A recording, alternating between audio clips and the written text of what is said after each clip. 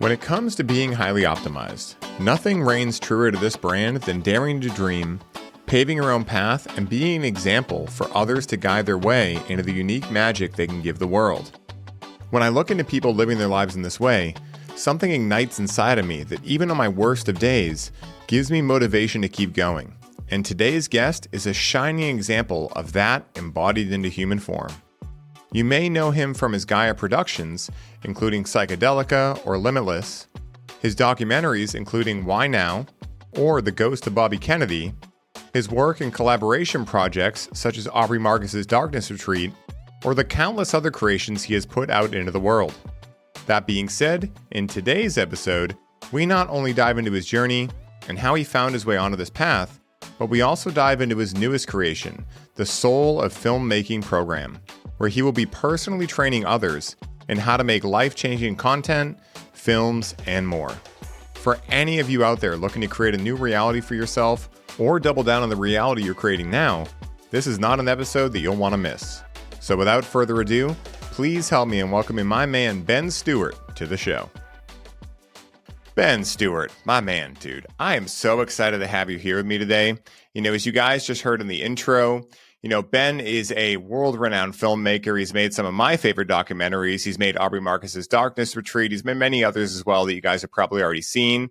He's also created Psychedelica, a couple other shows as well that you guys, I'm sure, have seen before. And so I'm really excited to have him here to talk about a lot of the latest and greatest things he's been working on. But before we get to all that, I want to ask first, how you doing today, Ben? Dude, today's a good day, man. Other than being balls hot, it's a great day. I have 4 kids at home, an amazing wife, and life is really good. I'm really excited to be back on this show again, too, my man. Heck yeah, dude. So glad to have you back, man.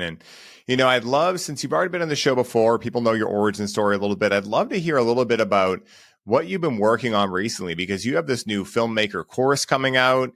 And for a lot of people listening, this may be a really incentivizing offer for some of you guys, because Ben was telling me about it before we hit record. And even I'm fired up about it. I've never thought about even making films, and I'm excited. So Ben, could you share a little bit more about all the new things that have been happening in your life, the filmmaker course, just all of life's, trials, tribulations, everything going on recently? Yeah, well, the biggest lift has been this course. Actually, I got this sign, the Soul of Filmmaking. So that's the course. As you can see, it's a camera in the eyeball within a maze, and I have somebody working on a cool animation about that. But so to stay on point, that's what we were talking about beforehand. It wasn't a crisis. It was just a deep, getting to know myself question period not long ago, where I was making documentary after documentary after documentary. And there's a certain point where every film teaches me something. There's never a point where I'm like, oh, this again. It's usually wow, just a slight subtle shift in the topic will make me edit differently. It's a weird animal. It's a complex system where you change or adjust one component and there's a global coherence that happens. Everything shifts. So I've been working on this film course, and just to lay it out for people, it's called The Soul of Filmmaking. It's 36 lessons long. You can do it in 6 weeks. And there is, on the side of that, a film tribe. So it's a community, and we can get into each of these points afterwards. But that film community is something that I never had when I was making films. I was learning the craft by trial and error. And I was bringing my films to, let's say my mom, who was like, it's great, honey. I was bringing it to my friends, and they're like, why didn't you talk about chemtrails? And I'm just like, shit, I need someone to help me with the craft of filmmaking. Yeah. And so a community, the film tribe on the side of this, we will get together virtually and regularly, and also some in-person retreats once or twice a year. But the point is to have a group of people, should you choose, and I believe many more people than even those who realize it should start getting into content creation, because this isn't just about making long documentaries. This isn't making Hollywood films alone. This is all the way down to short form content, understanding how to tell a story in 10 to 15 seconds all the way to a 10 to 15 hour series. So the film tribe is there specifically to be able to have a group of people who speak your language, your film language, who can give you pointed advice on what's working, what's not working.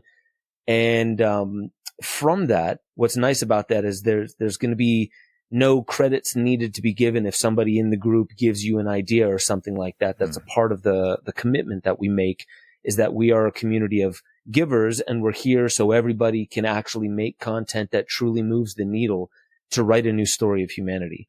But just to keep it on the practicals a little bit more, if you're in that group, there's also placement opportunities. I've been doing this almost 20 years and working with influencers left and right, to be able to place people into opportunities like Gaia, Tim Pool, Aubrey Marcus, I could go on and on. That is something that's going to be indispensable, because the course, although it does cost something, if played correctly in this consumer economy, or this booming content creation economy, there's so much demand for more content and more content creators that if you just learn these skills, you will be primed to be able to make that initial investment back and then 10x it, 15x it, 20x it, and that's all based upon how well you actually go through the steps. And what's beautiful is there's no point where you're going to be scratching your head and being like, I just don't get what he means by that, because that's why we have the in-person the film tribe. So I'll be able to not only answer questions, but even if my eyes and my specialty doesn't see what it is you're trying to get at in your film course, that's why we have an entire tribe of people who are anchored to the same values. And that's the last thing I want to say. This is not a get rich quick scheme. It's not even necessarily about getting rich. It's about writing the new story of humanity, which we are on the precipice of doing.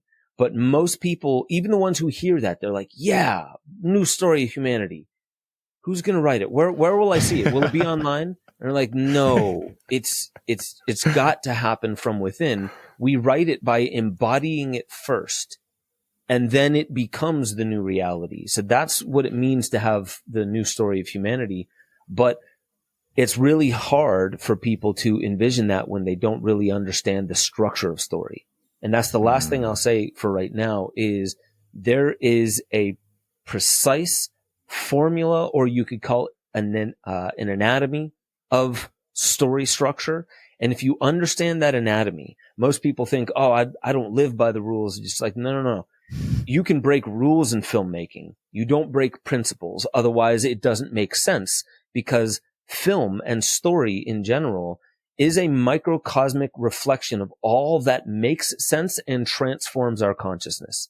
So, I know I said that last thing I said would be the last thing, but I really want to say we break the rules. Fuck it. Let's just break the rules right now. Dude. The thing about the story is it's got a world and characters in it. Even if it's Baraka or Koyani Scotzi, where there's no actual character or talking, it's just a cameraman. Well, there's your hero, the one who's witnessing, and you're in a world. And most of the times, if there's a story, the characters are decision makers with agency, and they are shaped by the world around them, and they also shape the world around them. And the world is a causally contained unit where decisions transform the world. And all stories are about one transformation that wants to be highlighted, one real, irreversible, needed to be told story. Because it's not good enough just to have a story. It has to be a story, a good story, well told. And that's the point of this course, is to really help people understand writing story it's a part of our nature, but understanding is where wisdom comes from. And this isn't about just being a wise filmmaker. This is about being a wise human and writing the next story of humanity.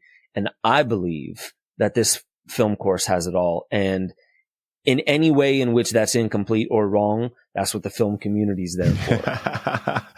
Dude, I do not doubt for 1 second that for any of you guys listening that have been even remotely interested in content, filmmaking, etc. Because again, think about what's happening in the world right now. I mean, over the last, I'd say 5 years even, the amount of content creators, education getting decentralized. The other day I was looking up a new guitar course because I've been getting back into playing music. And funnily enough, you have your, Joe Schmoes that create their guitar academies. They're all cool. But then guess who pops up? Berkeley. Berkeley pops up.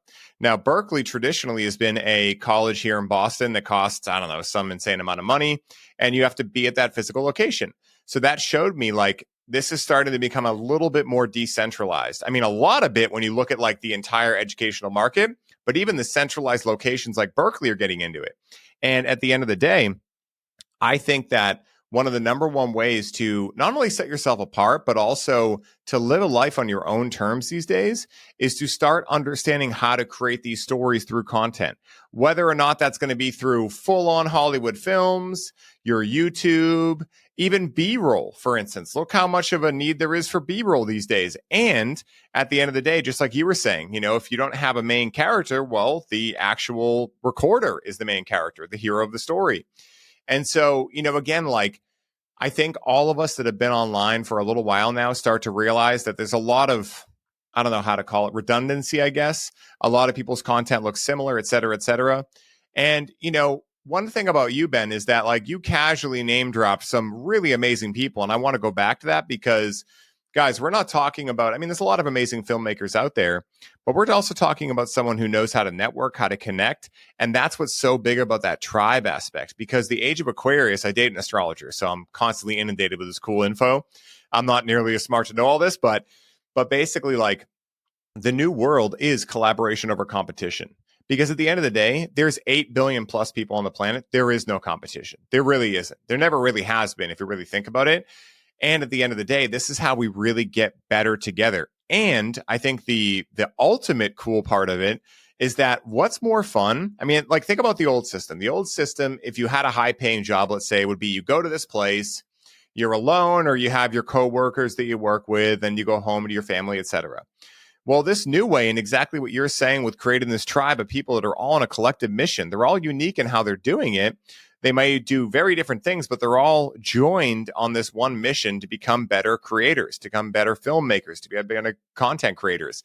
And at the end of the day, what's more fun than getting to work with some of your best friends? It's like sleepovers never had to end, like that's, I think, the real way you win in today's economy is that not only do you have more fun, but you get to do it with all the people that matter most to you. And then you can help each other promote your stuff. You can help each other win. And when you talk about new stories, that's one of the ones that I've been really focused on creating myself is the collaboration over competition aspect of being able to show through example, like, hey, you mentioned Daniel McQueen when we were off camera. He does a very similar thing to me. I recommend him to people all the time because he does do different stuff than I do. And even at the end of the day, if someone wants an in-person amazing event and they want like a specific traumatic release, Daniel's the man for that. So I'm going to send people to him or Stephen Gray or any of these individuals, Hamilton Souther, because I know they do the same for me. And that really, at least for me, is how I think the world should work. Not to should on the world, but at the same time, I really think that's one of the highest expressions of how humanity can exist in the world, and not only in commerce, but just in unity overall. So I think it's amazing what you're doing, man. And it's so cool because I even get fired up listening to it because there's a lot of things that you know how to do that I've never seen before. Your documentaries are so unique, man. Like, and again, nothing to diss other documentary makers. It's just your style is very unique. And the fact that you're going to be teaching people, I think, is a shut up and take my money type opportunity. I can't believe you're doing this, dude. It's really amazing. I appreciate that, man. And, the thing that I think is actually the most inevitable and irrefutable about moving into something like this for me is the fact that I've been for a long time. We've had a lot of conversations in the past. I'm not just a film nerd. There's something specific I came here to say. Watch my films and you'll feel it, you'll hear it. Whether it's talking about psychedelics, a little bit of conspiracy, or something like consciousness and, whatever it is, I'm pushing the envelope of something that sometimes even I fail to put into words. And I think that's true for so many people. We know we have something to say. We know we see the world in a way that is unique and is not just valuable, but necessary.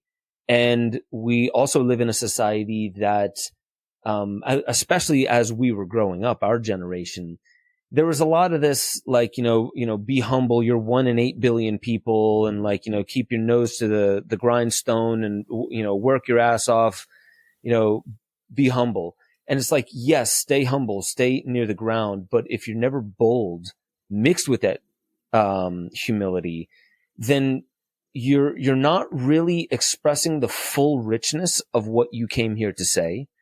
And I think humility is a great baseline. But oftentimes, like, I didn't have the credentials to say what I said in Esoteric Agenda or Chimatica or even Psychedelica. And the thing is if you know you're an avid researcher, if you know that you're willing to be wrong, but you're going to try to be right, then make a film. Fucking publish it. If somebody says, oh, you got this factoid wrong, it's just like, well, show me your film, and I'll probably find a factoid that's wrong. Oh, you didn't make a film?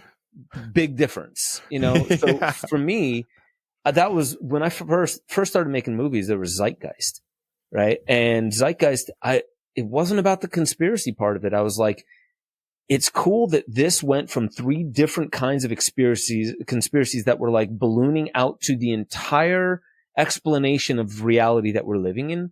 And there was a badass soundtrack in it. And he didn't put his name on it.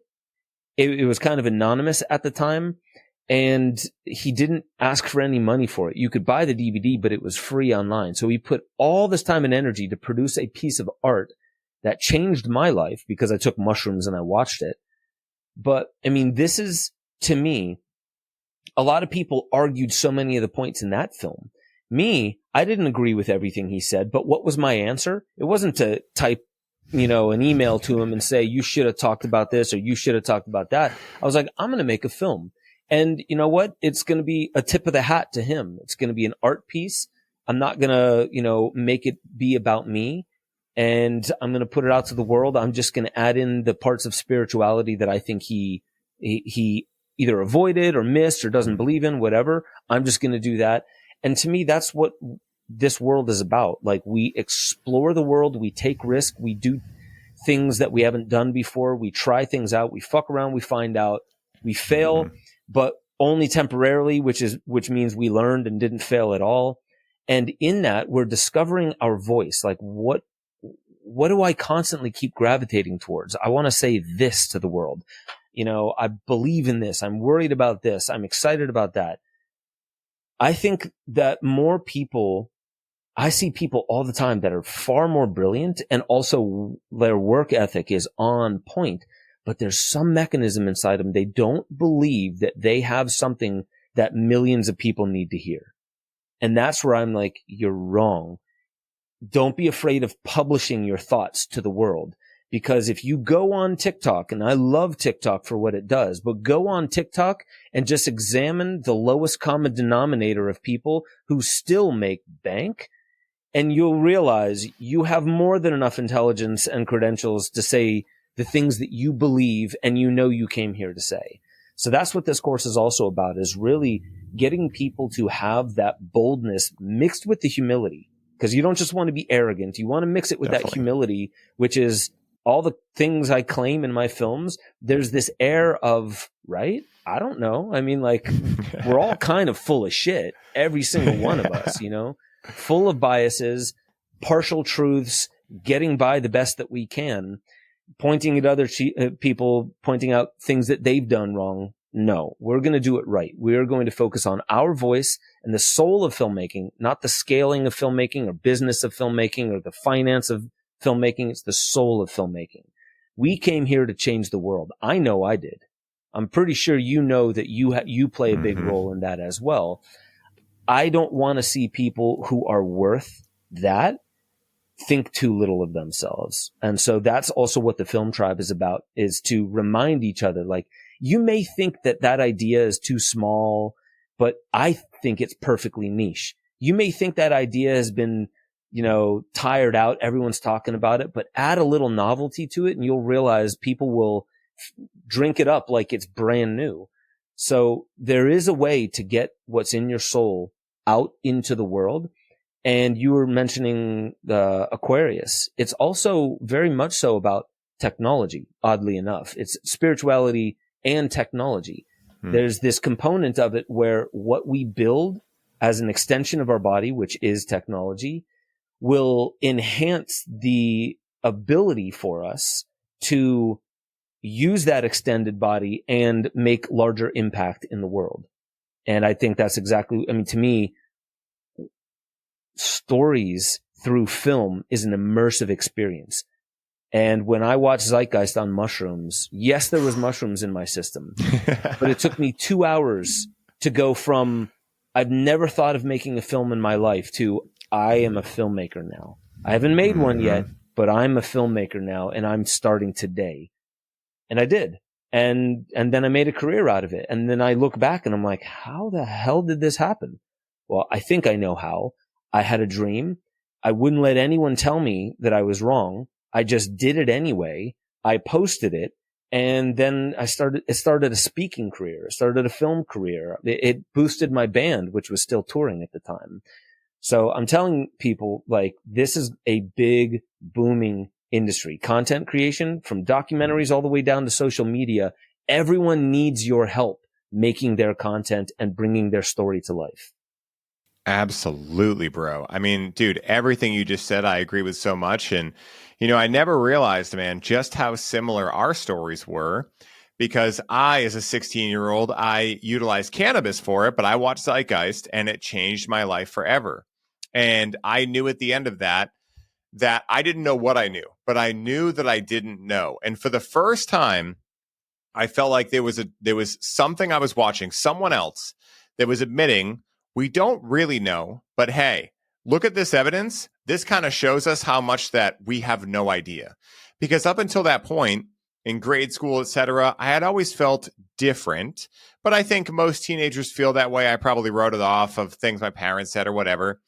And when I watched that, I realized, wow, okay, that was like my first like earth-shattering moment of like, all right, I don't think anything they just shared with me in all these years of high school and grade school, et cetera, is actually what happened. I think it's just humans being like, nope, we totally know what happened. And yep, this is the storyline. And because I think it's actually a defense mechanism. I think humans, like, there's a part of our ego maybe that yearns to know what happened thousands of years ago, when in reality, there's no way that we're going to know for sure. But regardless, after I watched Zeitgeist, my life took a wild turn.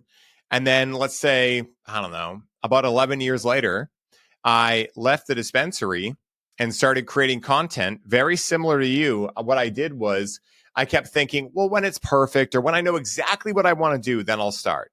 And then I went through what I can best call a Kundalini awakening. I mean, it's hard to determine what these qualitative things are, but based on what Aaron Abke told me, it's exactly what I was going through at the time. And during that period, there was just something that was like, fuck it, dude. What's the best thing that could happen? You've asked what's the worst thing that could happen your whole life. What about the best things that could happen? And that was the moment where it all just solidified. And I realized a lot of what you're saying, which is, if I put content out there and someone goes, this is stupid, you look like an idiot, they're commenting on my dream. I'm living my dream. And at the end of the day, a truly happy person would never go talk shit on someone's profile. They would just keep scrolling if they didn't agree. Or they'd say, I don't agree with that. Can you tell me how you came to that conclusion? And they'd start a respectful conversation. So just like you're saying, like, there's never been a better time to just take the leap. Because the way that God works, as I found anyway, or spirit, universe, whatever you want to call that force, is that just like you didn't have all the professional equipment. You didn't have the 10 plus years of experience. You just decided, I'm going to do this thing. And you did it. And as soon as you did it, more steps revealed themselves. More people came into your life. More money came in. You could buy more equipment. Like, that's how it happens. And that's exactly what happened with podcasting with me. I only had enough money to pay for a studio and use my phone at first. Cool. Now then I was able to afford mics and all these things. But if I kept saying, no, I'm not going to start until I have all the professional equipment, it doesn't really work out that way.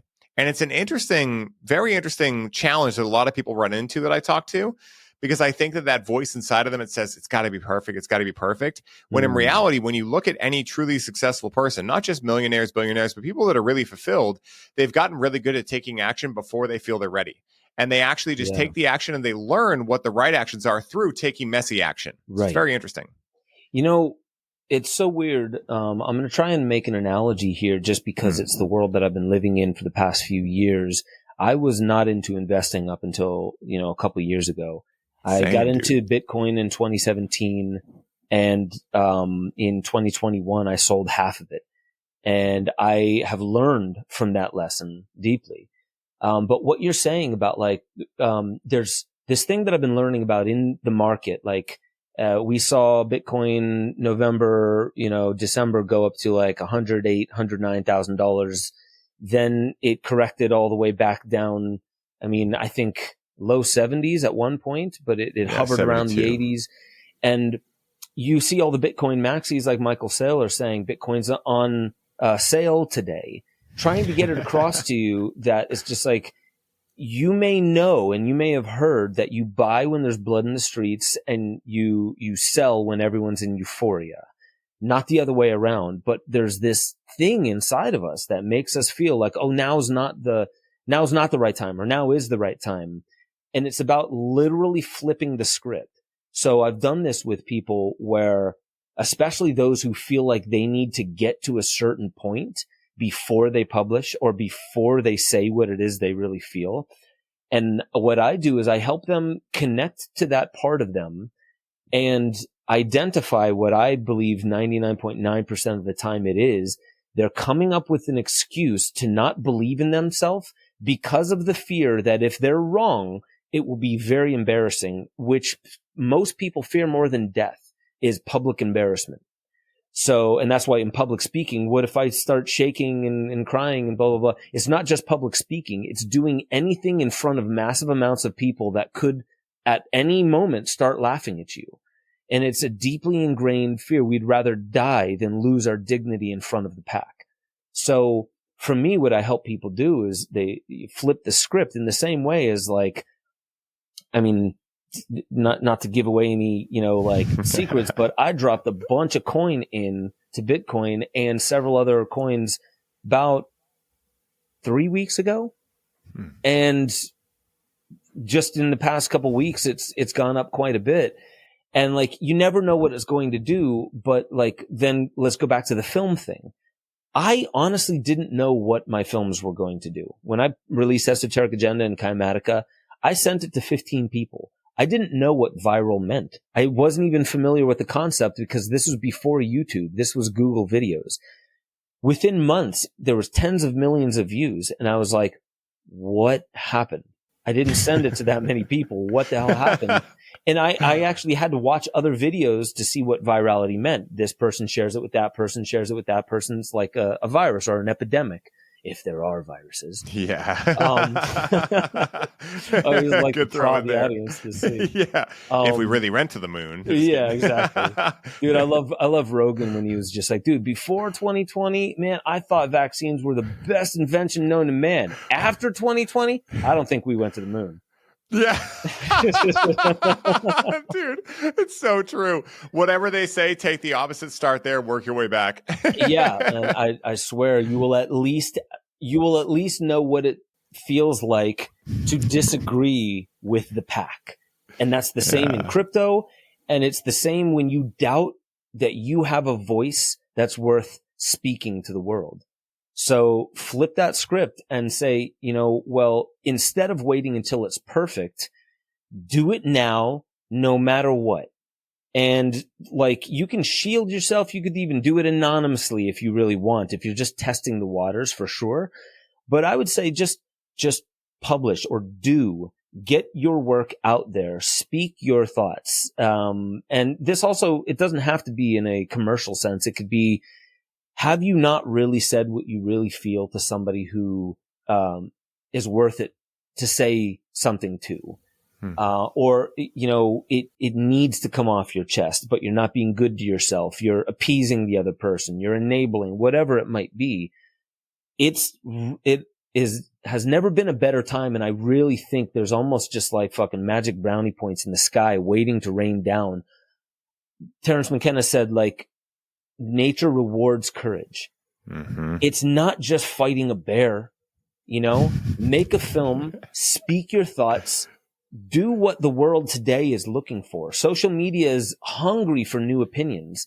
And as much as we roll our eyes at social media, the people who roll their eyes the most at social media are on social media. rolling their eyes about what they're seeing. Mm-hmm. So it's like the bottom line is content is content. And whether you're going to watch 41-minute things or one 40-minute thing, the ability to tell a story that grips somebody and transforms them in the time it takes for them to watch is an incredible craft, and it really does take extreme self-knowledge.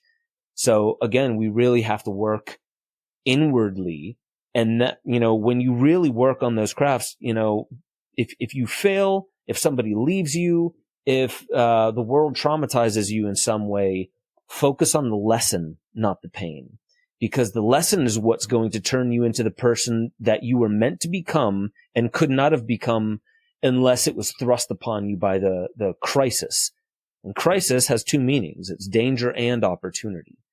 And in the flow state, you know, when people say, oh, I want to get into the flow, whether it be sports or writing or creativity or whatever it is, the thing that ignites flow state is risk. And it doesn't have to be 40% risk. It's 4% outside your comfort zone. Stretch your abilities just a little bit and watch how the flow state is enacted, which is another chamber of your intelligence, which is where I believe my films actually came from. They didn't come from the me that's talking right now. It came from the me that was open and listening and had a radical idea. And I started working on it, just like on that Aubrey Marcus Awake in the Darkness film. Yeah. There's this one part where all these images flash before your eyes. It took me 3 months to work on that less than 2-minute clip. 3 months. I was sitting there working on the computer thinking, if Aubrey doesn't like this, I'm going to fucking quit.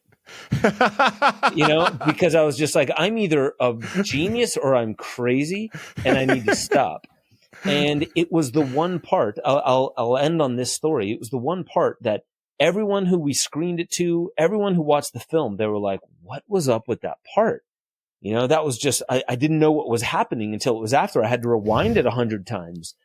And to me, there was, I forget what the podcast it was, but there was this woman who called into this paranormal podcast that's usually about like contacts and beings and entities and stuff like that. And she said, I was watching this film on darkness about this guy over in Germany or something like that. And that was when I was like, oh, wait a minute, this is the film I made. And it was John Chavez from DMT Quest that sent it to me. And she was like, I was watching, and then there was this one part where the imagery started going really fast, and I just whited out on my bed. And at that point, I was still very cognizant, and there were beings around me working with their hands on my stomach. And then she revealed that she had stomach cancer, and it was riddled throughout her stomach. And she could not sit up, lay down, stand up, any of those things without immense pain. And after this moment of this film, she woke up, she stood up, she went to the bathroom and she vomited out all this black stuff. And while she was vomiting, she was like, I have never not been in pain like this. There's no pain. Getting up, standing up, walking, nothing was painful. And I am not taking credit for what happened to her in that moment. But what I am saying is that Zeitgeist doesn't get all the credit for what I did with my life after watching it either. So that doesn't mean that what Peter Joseph did wasn't instrumental for me. And I hope, I'm not going to take any credit whatsoever, but I hope that film and that 3 months where I spent like, this is a novel idea. Why don't I just do this? For 3 months, I sat there, and that seemed to be the moment where she gets some kind of UFO, you know, operation on her. I don't know, but what I am saying is that's the kind of miraculous turn of events that seems to happen when people, they're like, I'm either crazy or this is brilliant, but I have to try. I have to fuck around and find out. And some people, they lose their ass, but they're deep down inside, they're still like, I know there was something about it. So what I hope people can get from that story is take a chance on yourself. Don't just take a chance on Bitcoin or the S&P 500, like, or a business that you want to start. Definitely a business that you want to start. Let me take that back. But like, take the chance on yourself in the sense of boldness. Do you know that you weren't just born to fit yourself generically into the economic system? You really came here for a unique reason. It's irreducible, like Mark Gaffney says. You have irreducible uniqueness. If you don't treat yourself as such, it is you that dishonors yourself. And I'm not saying that you need to learn story. I'm saying you need to take a chance on what it is you came here to do. With a lot of people, just understanding story and the chances that the hero in a story has to take, those archetypes that are in every single story, the main character at first is reluctant to go on the journey. Think Frodo, think Neo, think Luke Skywalker, think any and all of the beautiful heroines that we see in a lot of the films.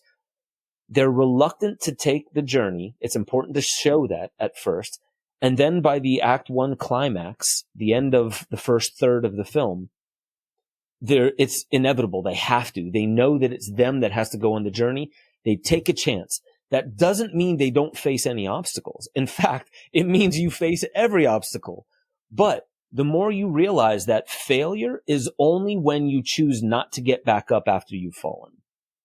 So you really do need to understand the structure of story will reveal the path towards utter transformation and the most important kinds of transformation.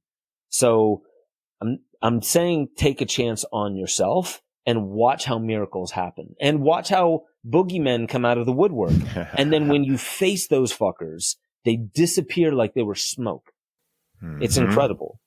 So I hope the audience that's listening, they probably are already hip to the things that I'm saying, but you really do have to take a chance on yourself. Otherwise, you're choosing to live in a miracle-free environment. When you laugh at the devil, he will run away.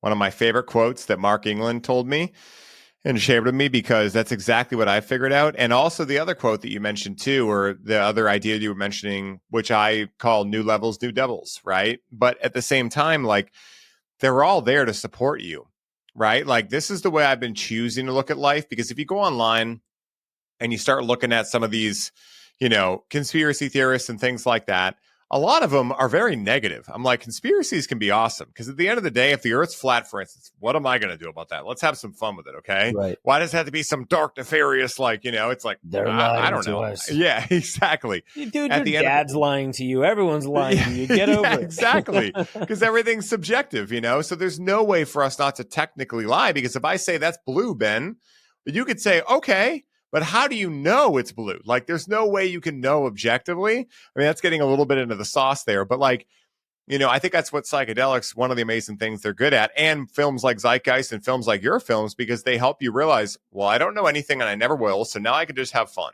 Yeah. I don't need to be convinced that I need to memorize things or things of that nature. And, one of the things you mentioned in that thing you just said too, which was very big, was the idea that, when we look into antiquity and we look into even modern day, let's make it more modern. We look at modern day, we look at consumerism. We're looking at these things we want to buy and all these things we want to do and things like that. And that's beautiful. There's nothing wrong with that. But like you're saying, take the opportunity, take the risk to love yourself, to start your own love story with yourself and love yourself enough to know that no one can say anything that hurts you unless you also believe that. Mm-hmm. So if someone says, Ben, you're an asshole, and you go, ooh, that hurts. Well, actually, if you choose to look at it this way, that was a gift in disguise, because they just showed you where you didn't fully believe in yourself. So again, like, would Luke have become Luke Skywalker without Darth Vader? Would we be doing what we're doing to become positively polarized and give back to the world or whatever if there wasn't Bill Gates and Klaus Schwab's to look and be like, we don't want to be that? So at the end of the day, what have you got to lose? I mean, really, we're only here for a moment in time. We're travelers. There is no safe bet.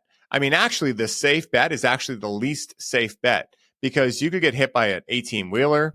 I mean, or even worse, you could literally work your entire life away at a job you don't like or you actually downright hate. I think that's one of the worst deaths possible, because deep down in all of us, we have that primal being that wants to go out and adventure. And I think a lot of adults, as we get adulterated, we might understand travel or trips, but we forget adventure.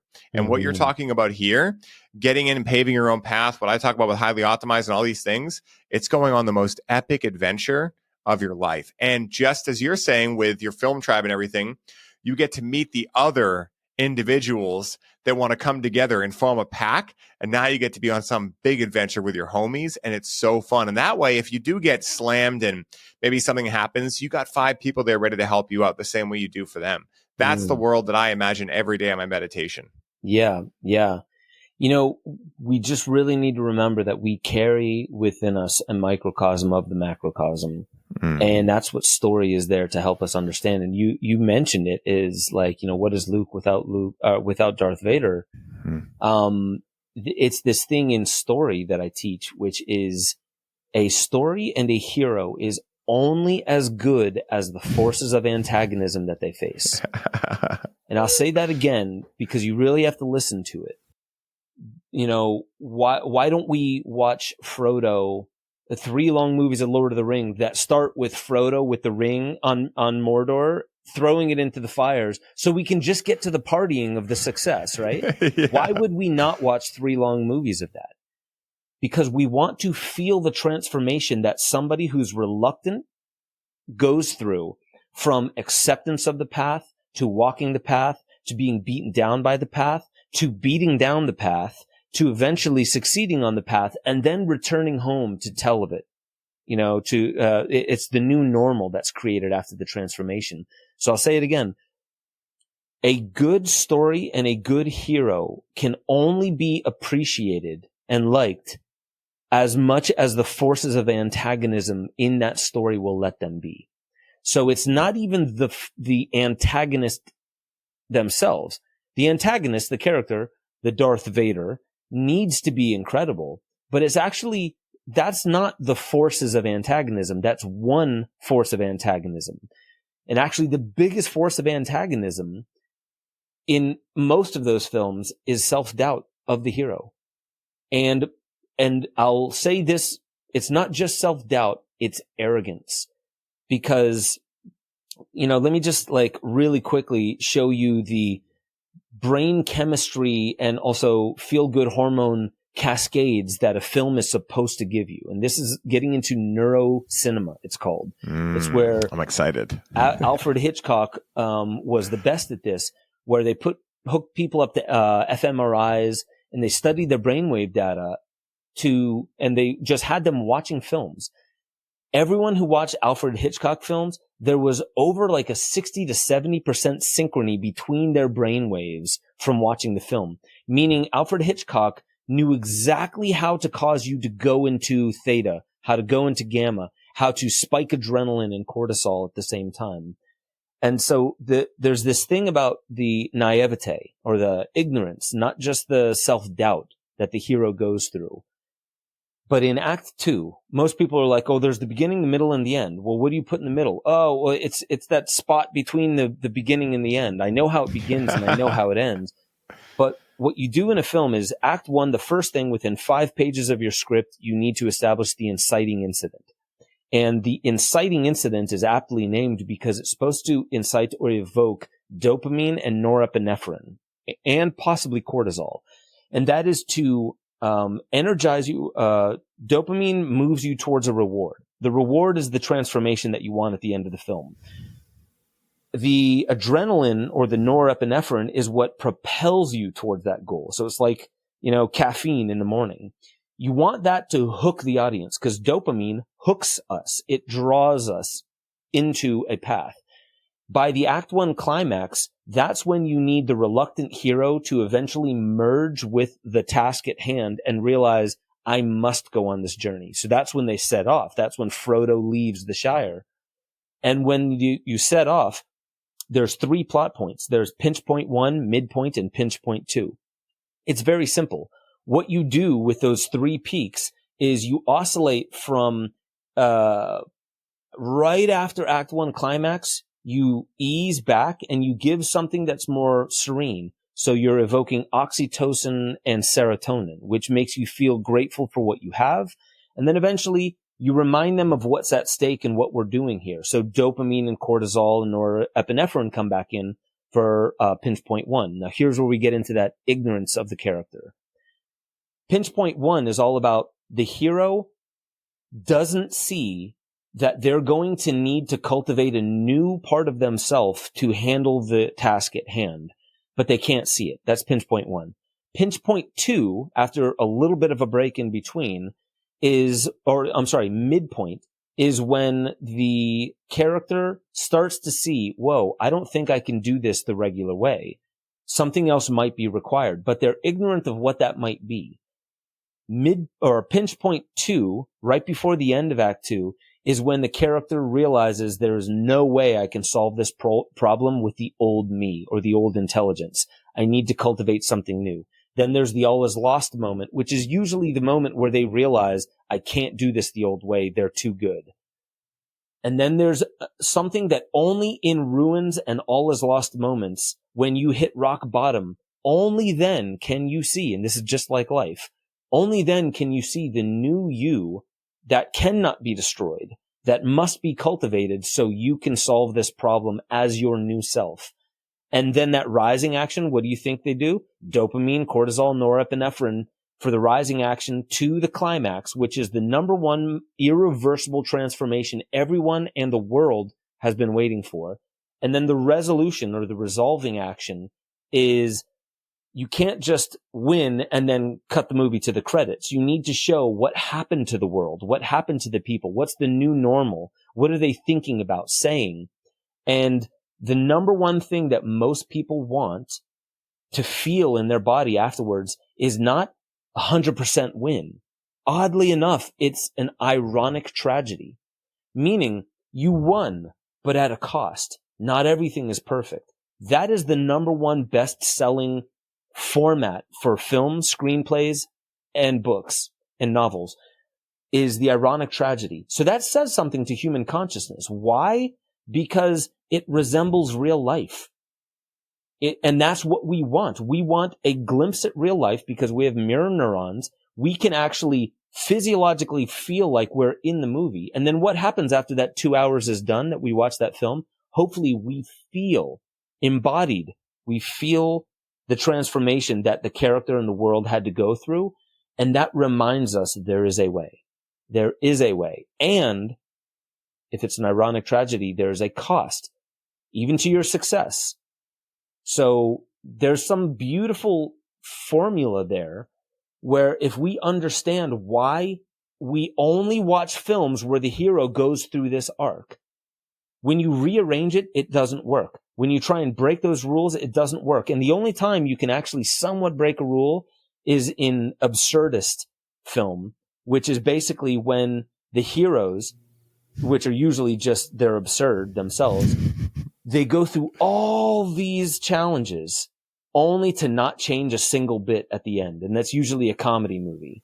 Mm-hmm. And that's also to show us in film and in creativity, you're allowed to break rules. You're allowed to destroy them and do whatever you want. And there is a market for that. But there is something about, I'll try and tie this all back together. There is something about the formula of filmmaking and storytelling that once you understand it, you can identify, oh, I'm in Act 2 right now, or I just started. This is, in this area of my life, man, this is the inciting incident. Me taking mushrooms and watching Zeitgeist, that was the inciting incident for my film career, right? So there's something in that. Understanding story helps us reveal self. Well, I mean, it makes perfect sense. Like you started that statement, we are a microcosm of the macrocosm, or another way, as within, so without, as above, so below.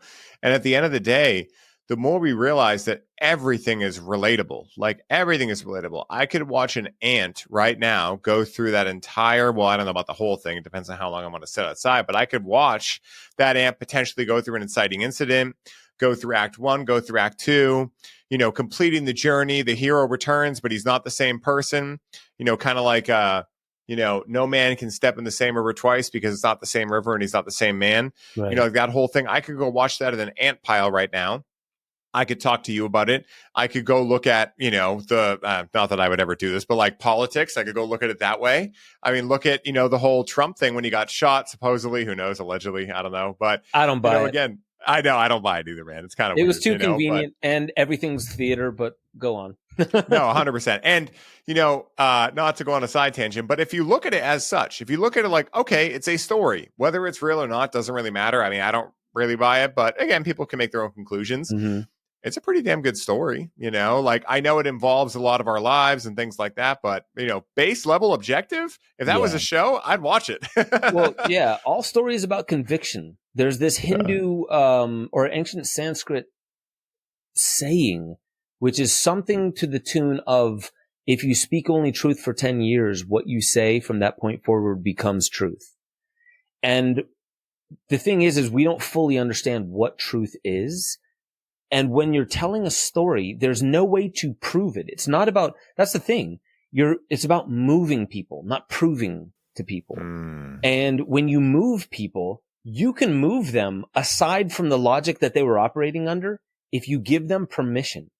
And that's what people are actually looking for. Like the thing about Trump was, for me, I don't get all fired up about it. He's just a man doing things, right? Yeah. And so when he started, I was like, he's a populist. He's rallying a lot of attention because he's doing something that most people are too afraid to do in this woke environment, which is speak to the people who feel like they're losing their culture because of too much tolerance everywhere. And I'm like, okay, well, that's smart. He found a niche. You know, like, what do authors do? What do businessmen do? And by the way, if you want to talk about conspiracy, all business is conspiracy. You keep your plans quiet. You corner the market without telling people how you're doing it. Like, that's conspiracy. It's just sanctioned by our economic system.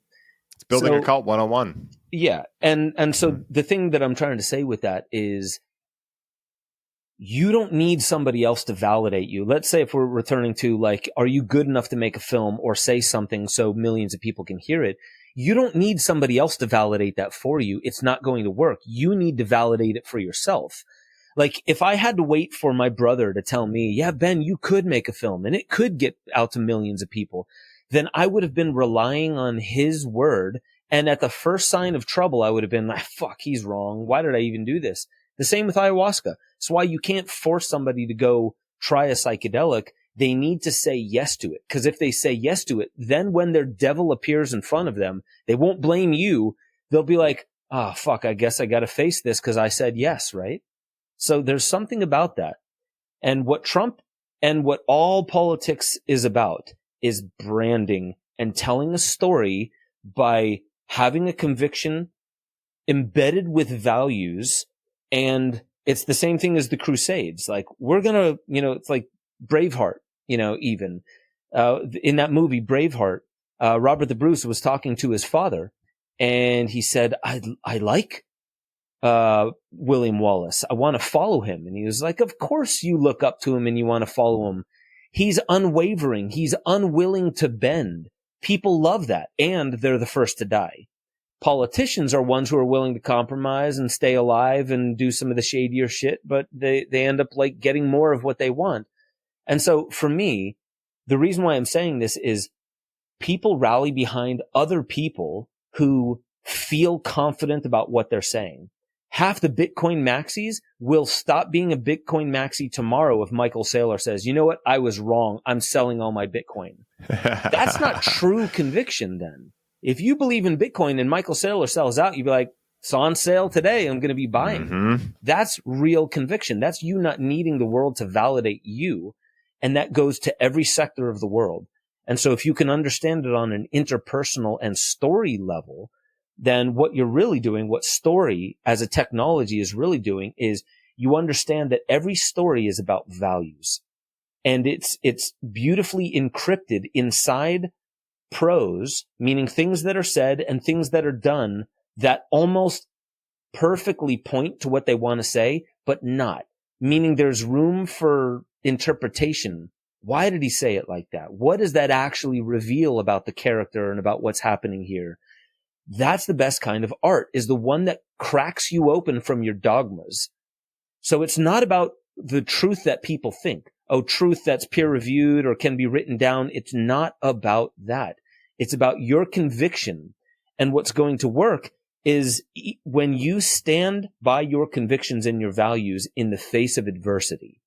And I think I'm very proud of the world post 2020, because when I saw what I didn't like happening, which was basically what I was calling out in 2008, 12 years early, about the UN agenda to basically push people into smart cities and cognitive cities and run everything through algorithms. I called that out 12 years early, but when it happened in 2020 and I started see people saying like, bullshit, I don't think these hospitals are getting overrun. In fact, I'm going to take my camera down there, and I know half the people will think I'm just a shill, but whatever, I'm going to say it. I was proud of people. And when people started getting canceled and everyone was talking about the First Amendment and free speech, I was like, you know what? Thank you, Meta. Thank you, Fauci. Thank you, all you fucktards that are telling us that we need to just go get the jab no matter what. Don't hesitate. Stop hesitating. Stop causing hesitation in people. Like, wait, hesitation is when people think about the outcome of something that they're about to do. You're telling people don't think of the possible outcomes of what we're going to inject inside your skin. Thank you, people, showing me that you know how to wake up when shit gets absurd. You know, so I'm like, I didn't know why I cared about the First Amendment until it was under attack. So the thing is you have to take a stand for what you believe in, and you'll know that you're really doing it the right way when you're nervous, you're not sure if it's going to work, but you know you have to do it anyway. Like, that's the sweet spot. I know I have to do this, and I know I'm going to get massive shit. My family might even distance themselves from me. I might get people blocking me and unfollowing me. Fuck all that. And I'm not saying fuck them. I'm saying fuck the over worry about how the world is going to respond to a type of medicine they don't understand they need yet. And that's what we're doing with film and story. We are administering medicine to their psychological root of the worst illness I've ever seen. Dude, spoken like a true wizard, man. I mean, once again, I agree with literally everything you just said. And, you know, I think it's a really powerful line, like not knowing the medicine they need yet, because, you know, I think to bring it all the way back to what we talked about before, like I imagine for many people listening to this show, you know, there's something about you that's not fitting into society. And I think everyone has that. But I think if you're listening to this show or you're watching Ben's films, you're probably a little more aware of that than, let's just say, normal people, right? Mainstream people. You haven't silenced it like they do. You won't let it be silenced. And, you know, one thing I was thinking of as you were saying that is that, and I don't know if this is part, I mean, I almost guarantee it's a part of film and everything too. Because I remember that movie, The New Guy. Do you remember that movie from like 2003, 2002? Is that with that scrawny guy from? Yeah. Dude. And he lit that fire behind him. Exactly. Yeah. So in that movie, he's like the nerd, right? Mm-hmm. And essentially he gets canceled. And what happens? He comes back the coolest friggin' guy ever. And so I think what happened is that the mainstream didn't realize that when you start canceling people, and you're not canceling them because of like something actually grotesque or something that's like, yeah, it's fucked up, but like you're canceling them because they said vaccine in the podcast or whatever. Well, they kind of become the cool guy, leather jacket, Trans Am driving dudes, you know, or women. And so like eventually people are going to want to go hang with the cool kids. And that's what's funny now. I know, I imagine you follow Ian Carroll. Yeah. Like, you know, now people make a joke of it. His name is Cancel Ian Carroll. Now people are hoping to be canceled. Mark England, you know, literally in 2020, 2021, had an Instagram and was like, dude, I'm just trying to get canceled as fast as I can, you know? And so now it's kind of backfired against. I mean, maybe they know this, depending on how far up the ladder you go. But, you know, it's just very interesting to see how these things not just repeat themselves, but rhyme. You know, like history doesn't repeat, it rhymes. And there's so many aspects of this. I mean, look at Timothy Leary, for instance, right? And how like everyone was like, oh, cancel him. And then he became like the coolest guy ever for a while anyway. You know, and so like, again, like there are these, you know, recurring movements in history and these recurring times where these intricate story moments come back into play. And the most beautiful part about what you do, man, is that film content these days, I guess you could call it, that's what creates the narrative, right? I mean, again, there's infinite different narratives happening at a time, but they're created through content first. Like if I didn't see Zeitgeist, I wouldn't have known about those things until maybe someone mentioned it to me in passing. Probably rare that would happen at that age. But again, like if it weren't for Zeitgeist, I wouldn't have got started on a certain journey. If it wasn't for Zeitgeist for you, maybe psychedelics as well, you wouldn't have got started on a certain journey. So at the end of the day, especially in today's world, you know, let alone say 20 years ago, but especially today that we're all got a phone this close to us most of the time, you know, whatever content for you guys listening to this, whatever content Ben may help you create and learn how to create, may create a new narrative for the entire world to follow through. And that's the power we each have within us when we choose to see it, recognize it, and do something about it. And that's the biggest thing, is if we don't choose to do anything about it, we can give lip service all day. We can dream. We can say, oh, what if? But at the end of the day, all that matters is we do something about it. Not that we get it right, not that it's perfect, whatever the hell that even means, but that we do something about it and we keep doing something about it and we become something about it. That's what the doing leads to, in my opinion, is the more you do it, the more you realize when you laugh at the devil, he will run away, like I said before, and you just become the hero that you've been waiting for. And I think that's what's so beautiful about the movement that we're currently going through and what you're doing and what you're giving to the world, not only with what you've created yourself, but now what you're expanding into and teaching other people how to do, because that's the wave of the future, man. You know, like education, this decentralized movement, decentralized medicine, decentralized finance, decentralized education. This is where the world is moving, because at the end of the day, we're supposed to do a lot more than just pay taxes and die. Yeah, man. And, you know, the old industrial model that's still been clinging on, where this idea of you have one craft, you have one trade, you work your entire life doing that and only that.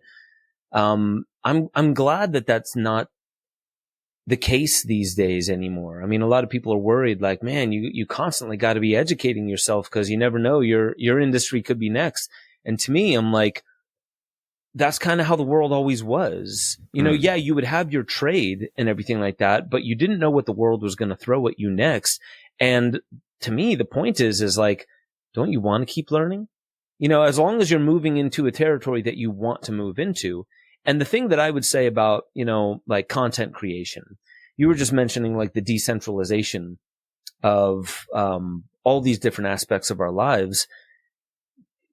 Honestly, the thing that most people complain about social media, I think, is fantastic. Yeah, it can make it get old really quick. But when you have Ian Carroll, for one, he's one example of many who, like, he'll show his face and he'll have an image behind him and he'll be talking about the image and like, did you know that blah, blah, blah, blah, blah, blah, blah, you know, and they're teaching people through their own media channel, which is democratized and exceedingly cheaper than our fathers would have had to do it if they wanted to get the word out about whatever they were thinking on any given day about any given topic. And if you think about it, why do we like Ian Carroll's? Right? He doesn't have the credentials behind his name. Why do we want to hear it from him? Because we're not just living in a world where we want to see the data and only the data outside of the context of living human beings. No, I want to see a human being digest it, feel it, emote it, right? That is what we are hardwired to do. It's actually less about the data than we may think. It's about, I have values and I need permission to go on this journey to unlock my values in the face of adversity, unlock my true gifts in the face of adversity. And it's the permission that we're asking for. The data doesn't fully give us that. Most people are not driven by data. It's other people. So why do people want to hear it from Ian Carroll rather than going and looking into actuarial data or blah, blah, blah on excess deaths, you know, after the jab?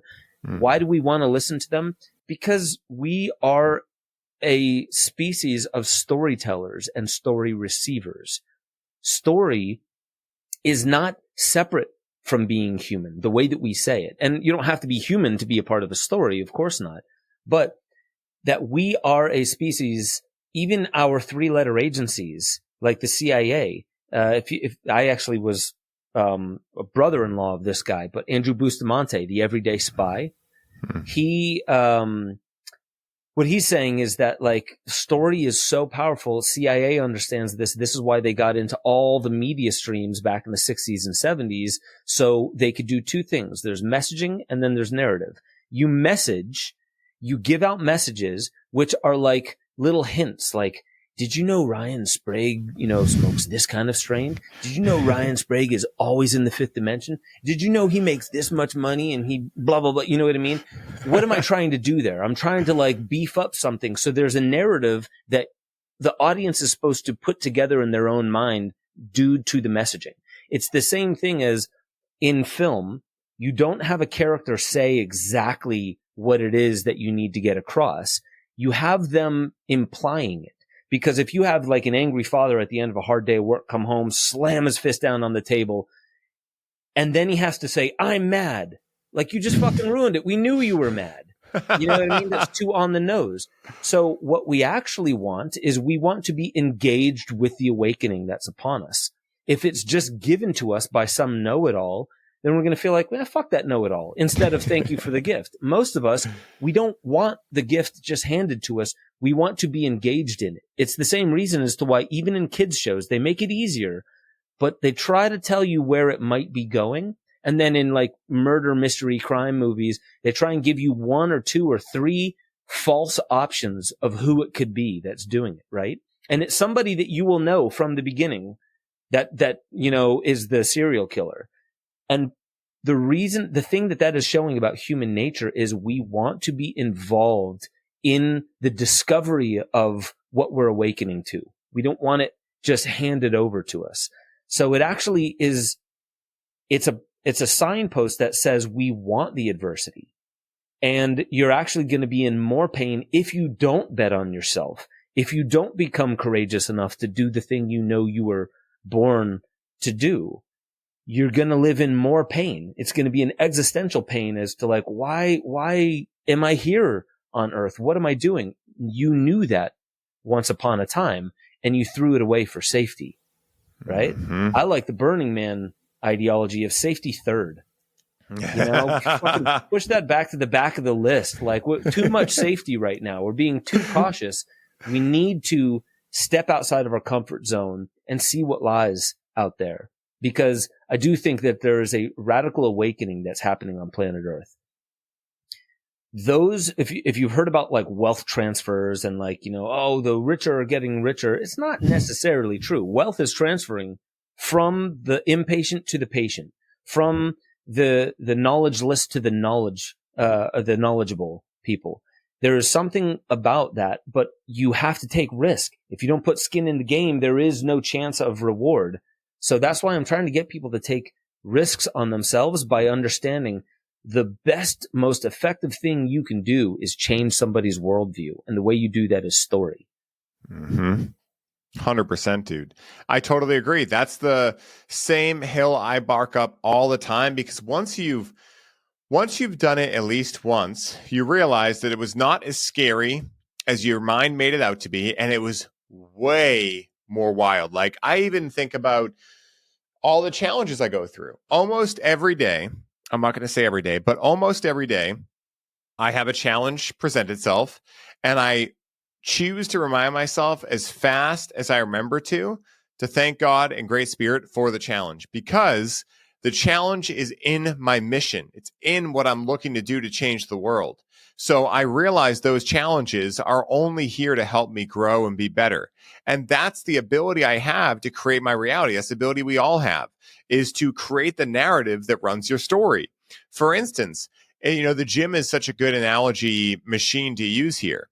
It's like if you chose to go to the gym because you knew you wanted to get healthy, and then every time you tried to lift a weight, you were like, that's heavy. That's heavy. It's like, yeah, of course, it's going to help you grow. So what do you learn when you go to the gym? After a while, like at first you might be like, oh, I don't really want to be here, but I know I should. Then you're like, all right, I'm going to stick at this weight. And then you start to, you know, flatline, and you're like, all right, I'm going to have to kick up the weight. And then once you've done it enough, it's not even a good workout unless it feels like you can barely get through it, you know? Yeah. And that, how we do anything is how we do everything. That is the same kind of energy you get into, because again, look at muscle. You got to break it down and have micro tears for it to build back stronger. And we are very similar, because we have to break down slowly, right? We want to do it just, you know, we want to edge ourselves, if you will. We don't want to go so far outside of our comfort zone that we traumatize ourselves. But if we do that enough, we're constantly edging ourselves and slowly breaking down our comfort zone, then building it back, breaking it down, building it back. Then eventually we come to a point where we go, I have no idea how I'm going to solve this issue, but I'm going to solve it. And I know that. And that's what allows someone to have faith and trust in themselves. Because one of the best quotes I heard, I might butcher it, but it's like, faith is built by the individual blocks of trust you have in yourself. And that's done each and every day when you continue and choose to show up, even when life gets challenging, even when that voice in your head says, oh, this has got to be bad, et cetera, et cetera. It's like, no, take that as the opportunity to remind yourself that it's got to be good. Like, if you just choose to take all these things that could be seen as challenges or stinking thinking or whatever, and you create a game out of it. Simple, not easy, of course, right? I definitely am not perfect at this every day. But if you choose to be like, okay, you know what? Shit. Like, I mean, last month, I'll give you a real example. We switched from Kajabi to go high level. And basically, actually, first, we switched our payment processor. And we were like, great, this is awesome. We're not going to get banned from Stripe for talking about plants. And then we realized at the 11th hour, this new payment processor will not integrate with Kajabi. So at the same time we were launching two programs, we had to change everything from Kajabi to go high level, change our payment processor. Same time I was looking to change podcast again back to highly optimized. And it was that moment where it all hit. And I was like, well, I have one of two options here. I can kick and scream and bring myself in a negative Nancy mode. And then I'm still going to have to bring myself back to neutrality to go back to positivity because it's me or I'm not going to, no one's coming to save me here. Or I can just get quicker at being like, okay, you know what's great about this? I'm going to be able to teach from experience. This mess is going to become part more of my mission because I guarantee someone else out there is going to have this happen. I'm going to be able to say, yep, I went through that too. It's okay. You'll get through it. And they'll be able to relate to me because they'll know it's real. So again, that ability for our mess to become our mission is in everything in life. And the more that you get around people like you, like you're creating with this film tribe that are able to remind each other, I mean, once you get in like a Napoleon Hill calls it a mastermind, but really whatever it is, when you get around those people, the amount of time you forget all this stuff, it becomes so small. And the amount of time you remember becomes so much bigger. And that is when I think you really win, because then if there's a day where I'm off, Ben's like, hey, don't forget your power. And I'm like, oh yeah, right. And then vice versa. And that's how we can all help each other grow. And that's what's so beautiful. I mean, one of the many things about you coming to the show today, because I really feel like it's a pivotal time in history where it's like, listen, are we going to put safety first? Are we going to always be careful and protected? Or like Hunter S. Thompson says, are we going to be willing and courageous enough to slide into the grave sideways yelling, what a fucking ride? Because that's what we're here to fucking do. I believe anyway. Dude, here. I love that. Yeah. And yeah, and I'll just liken it back to one thing that I said before is the difficulty. The forces of antagonism, they are what builds us like in a gym. And there's one thing that happens in every single film is that hero must realize that there's something new that's being asked of them. And that's the growth process. So whereas sometimes it's like, the wealthy acolyte, seems to be able to solve any problem because money and his swagger and all that stuff usually works.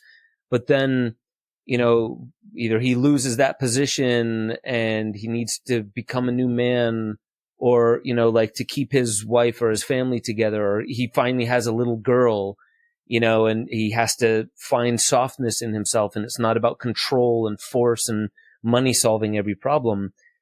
That's the one thing that I feel like when somebody feels like they're in a rut and they're asking themselves, what am I even supposed to be doing? Because a lot of people, I think right now in history, a lot of people, there's a lack of clarity and they're like, there's just too much options. There's too many things flashing in my face every day. And the part of me just wants to run away from all of it because I'm repulsed by what I'm seeing and feeling.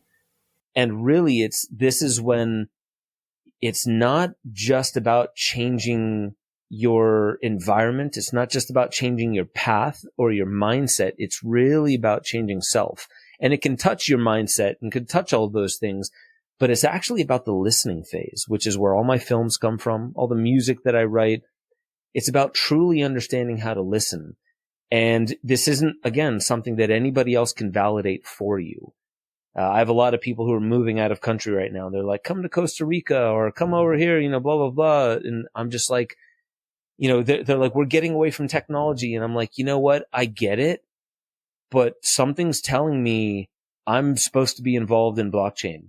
And something's telling me that even though I'm the one warning on Gaia about the proliferation of EMFs from all the 5G towers and the new kinds of technology and how that's not just affecting health, but surveillance and, track and trace technology, there's something about it where it's just like, I don't know why, but I'm listening. I can tell because every part of my old self would be like, you mean fuck off to the jungle and just, live on durian and whatever for the rest of my days? sounds awesome, but I don't see where I am going to grow exponentially in that situation. Mm-hmm. I don't see how that's going to, keep me accountable to what it is I know I'm really here to do. I'm not supposed to do something up on a mountain away from humanity. I'm a Capricorn. I'm a people watcher. I like my distance, but I know I'm here actually to serve humanity in the thick of it, and technology has something to do with it. So I think people really need to listen. Like, what is it that is calling you? And if you don't feel like there's anything that's been calling, you really need to silence yourself, because there's things calling all the time. And your inner child would see somebody playing violin. You're like, oh, I want to be a violinist. And then they would see somebody, playing sports. Oh, I want to play that sport. And why? Because they know they have the power and the potential. They know that they can. And it's all exciting to them.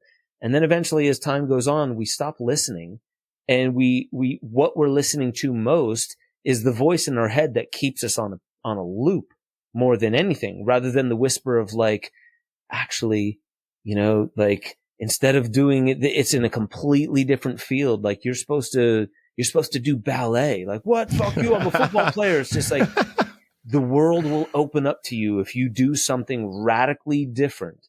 And it could be adjacent in some level, but like, how many football players actually learned ballet, not gymnastics. I'm saying ballet for balance and things like that.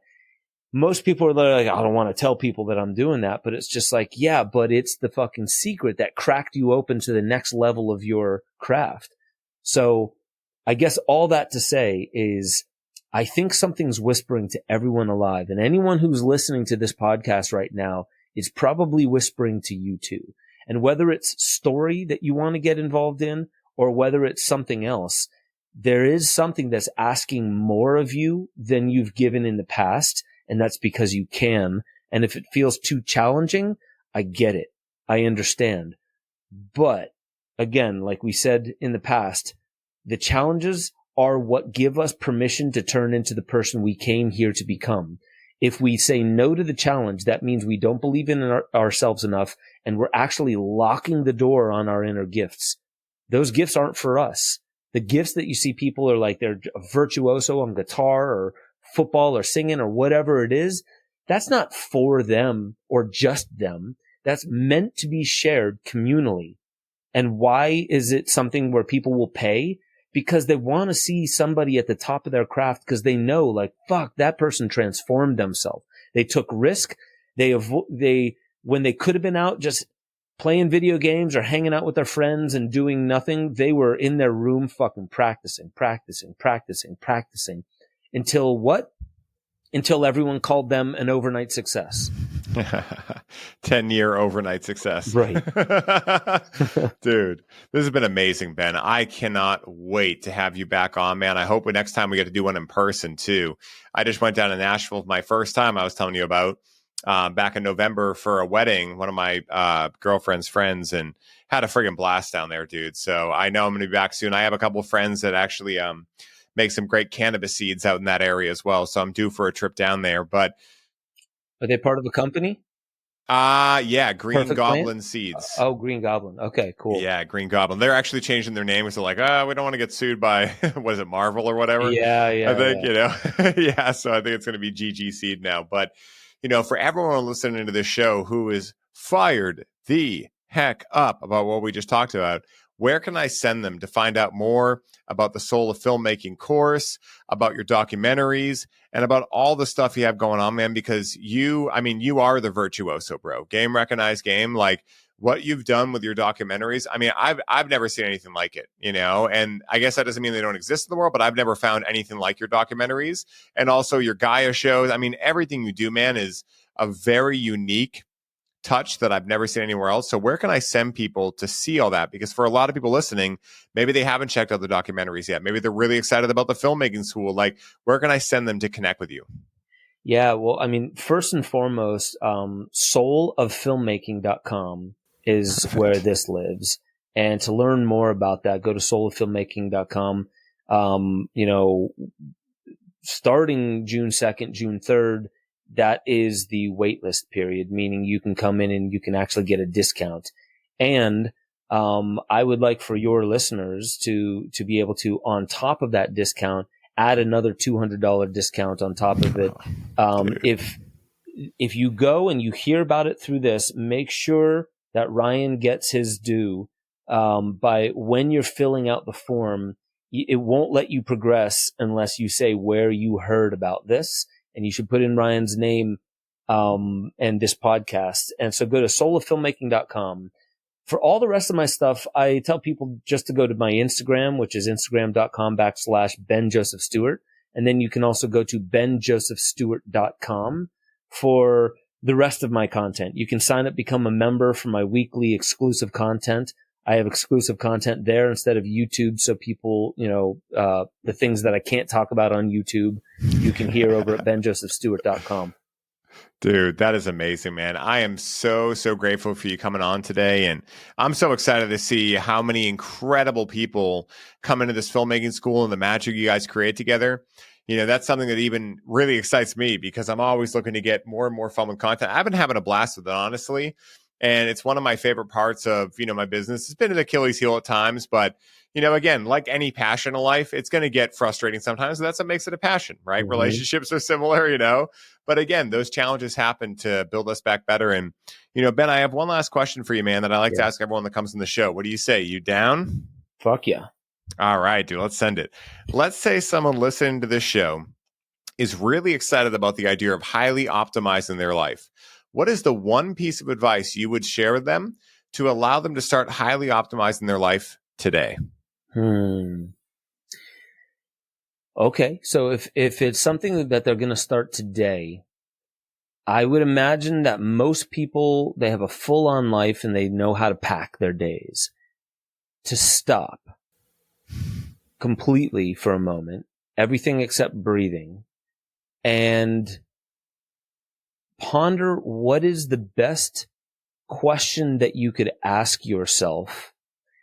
Because this is what I do with ChatGPT if I'm trying to learn something new. Yeah. It's really getting to understand the right question to ask yourself. And usually, if it's somebody trying to truly optimize, you would say, what is the top one or two things? There's that 80-20 rule where most people, if they're running a business, you can get rid of 80% of the stuff that only brings in 20% of the profit and focus only on the 20% that brings in 80% of the profit.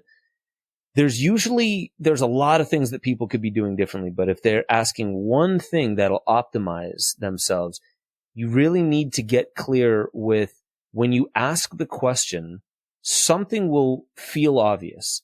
And it might be something that you're like, yeah, but not that. I'll change anything but that.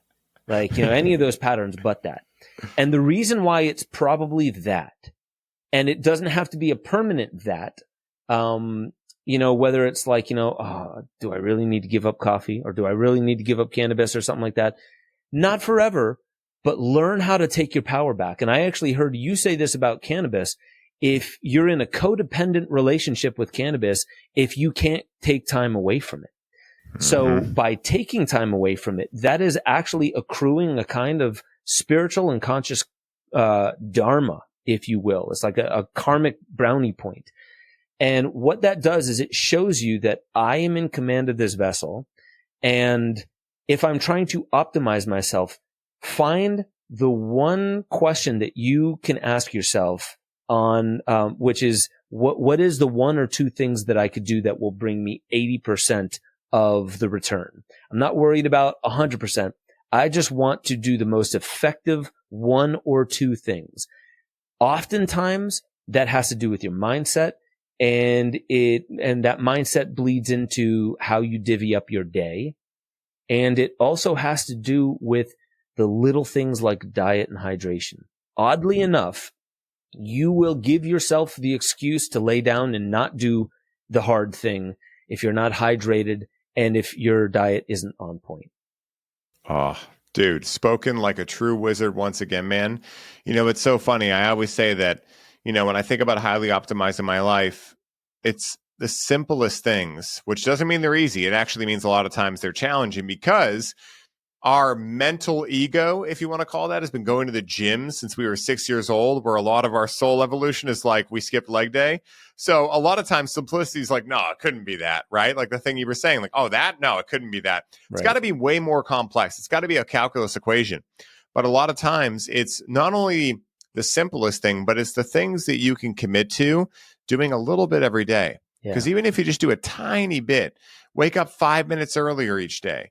I mean, that accumulated over time is going to be a big shift, but Rome wasn't built in a day. I'm actually going to Italy next week, so maybe I'll find out Rome was built in a day, but I'm just kidding. But, you know, it's been absolutely amazing having you on, man. And guys, I have all the links that Ben mentioned down in the show notes. Make sure you check out thesoulofFilmmaking.com. Make sure you check out his website, benjosephstewart.com. Make sure to hop over to his Instagram. This guy is absolutely amazing. If I haven't already fangirled enough, seriously, guys, his documentaries, if you haven't seen them, go check them out. They will change your life the same way Zeitgeist did for both him and I when we were just little kids. And I hope you guys have the best amazing, amazing day ever. If you love the show, go give us a 5-star review. Helps us find more amazing people just like you. And until next time, may the source be with you, everybody, to infinity and beyond. Peace for now.